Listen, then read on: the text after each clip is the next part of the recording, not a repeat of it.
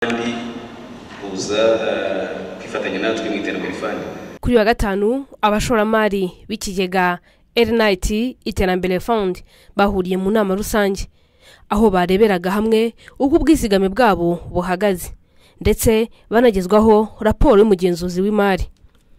Uyu munsi ku itariki ya mbere z'ukwa kane Ikigega Iterambere Fund cyagize inama rusange y'abanyamigabane cyangwa abashoramari.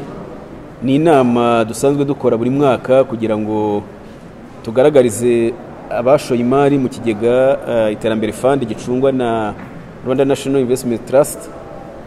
Abanicaranye hano n'abayobozi bayo kugira ngo tugaragarize abanyamuryango cyangwa abashoramari aho ikigega kigeze. Ni ukuvuga ni ikigega cy'iterambere ariko gigamije gushora imari. Abantu bagenda batanga amafaranga yabo, hari abatanga buri kwezi, hari abashyizemo mu buryo bundi butandukanye. Ayo mafaranga rero agomba kubyara inyungu birumvikana kuko ni ishoramari. Uyu munsi rero cyangwa nkuko bisanzwe mu nama rusange abanyamigabane bagaragarizwa ibyagezweho muri uwo mwaka kuko ni inama iba buri mwaka. Uretse yuko umwaka ushize itabaye gusa twarabahamagaye nk'abanyamakuru kugira ngo mudufashe kumenyekanisha binyuze mu itangazamakuru uko Iterambere Fund rihagaze. Uyu mwaka rero twahuye kugira ngo turebe ibyagezweho umwaka ushize w'ibihumbi 2021. Twe rero nk'abashoramari twishimiye cyane ibyagezweho kubera yuko inyungu yariyongereye.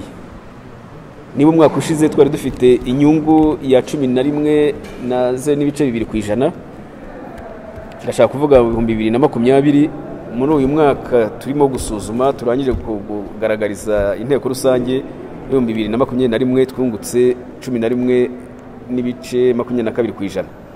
Iyo ngiyo ni inyungu navuga ko umuntu atahana, ni net, ni inyungu mbese buri munyamugabane, buri mushoramari afite aba yashyize ku giti cye mbese nkaho ari umutungo we bwite ariko iguma mu kigega kugira ngo gikomeze gitere imbere. Agaciro rero k'umugabane kariyongereye kuko mu bihumbi 2020 kari 152.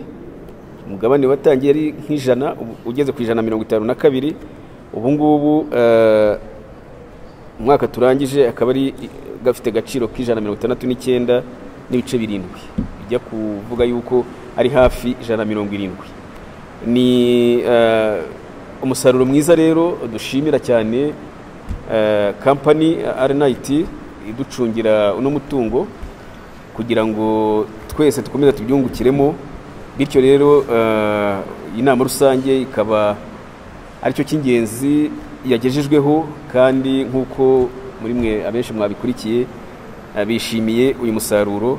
Tukaba dukomeje gusaba abandi bantu bose, abanyarwanda muri rusange, cyane cyane abakiri batoya, kugira ngo bagire umuco wo gushora imari. Ntabwo kuzigama amafaranga runaka bisaba yuko uba wayasaguye, ni ukwigomwa kuko cyane cyane iyo uvuga ngo hari icyo ushaka kuzageraho mu myaka iri imbere bisaba yuko utangira kwigomwa hakiri kare.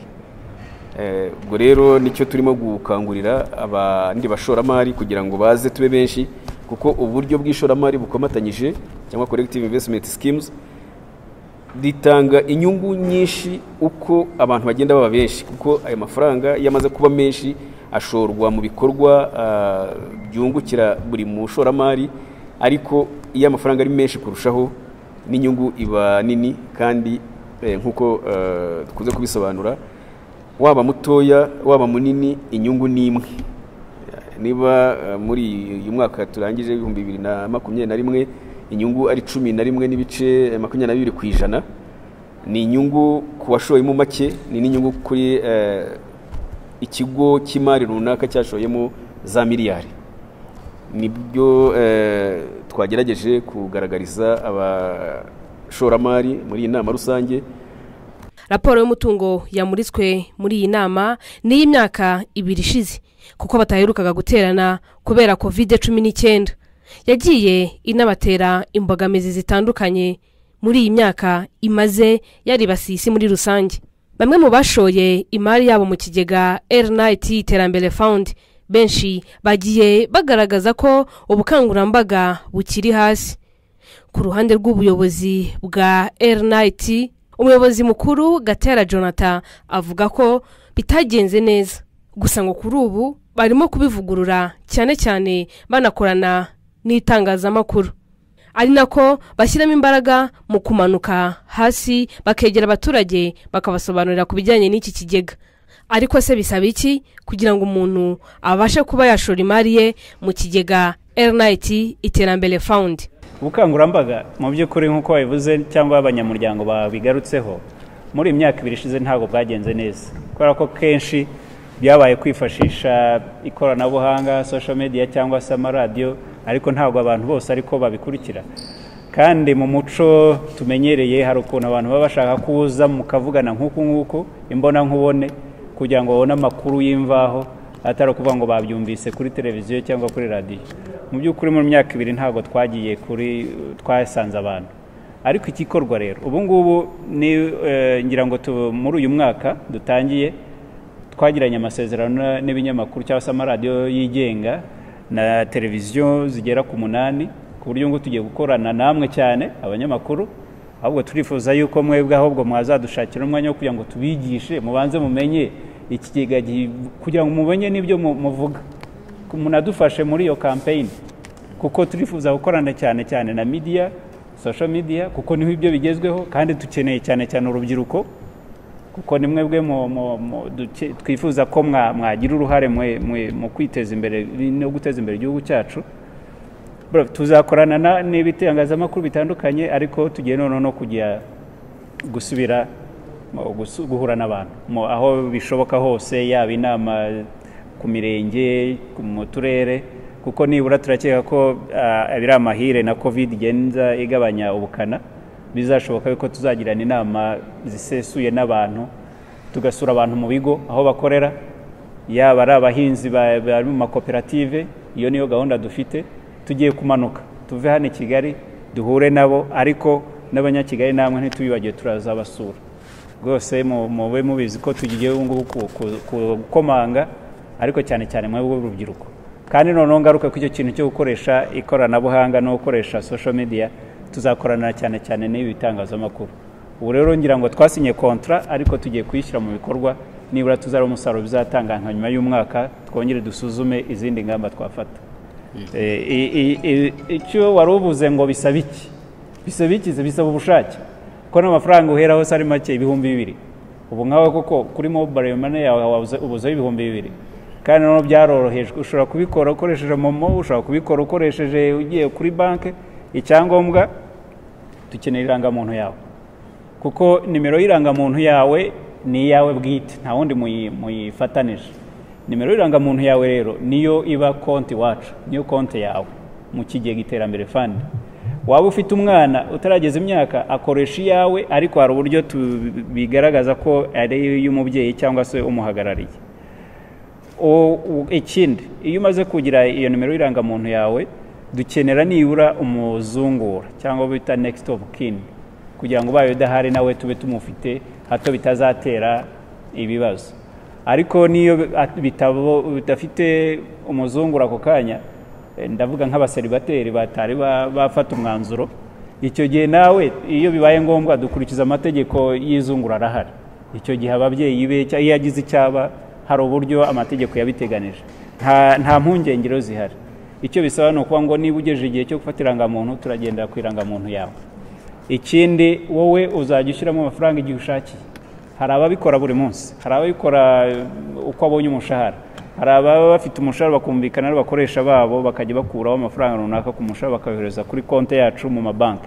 Dufite konti muri buri banki, ariko none n'ibyo narimvuze byo koroshya, ukoresha mobile money, ukoresha Airtel money. Noneho no mu ikoranabuhanga turimo hari uburyo umuntu azajya abikora, akaba yabikora agakora na transfer we ku giti cye, atiriwe ava aho ari. So hari byinshi rero mu buryo byoroheje ibisaba ubushake, bigasaba noneho nuko nawe uwiha discipline, kuko buriya mu by'ukuri nk'uko Chairman yarabivuze, ntabwo uzigama kubera ko wasaguye cyangwa ari uko ufite ibya mirenge, uzigama n'ukwigomeka kuri bya bihumbi 50 mbona ndakuraho 5 nibura buri kwezi nge mbizigama.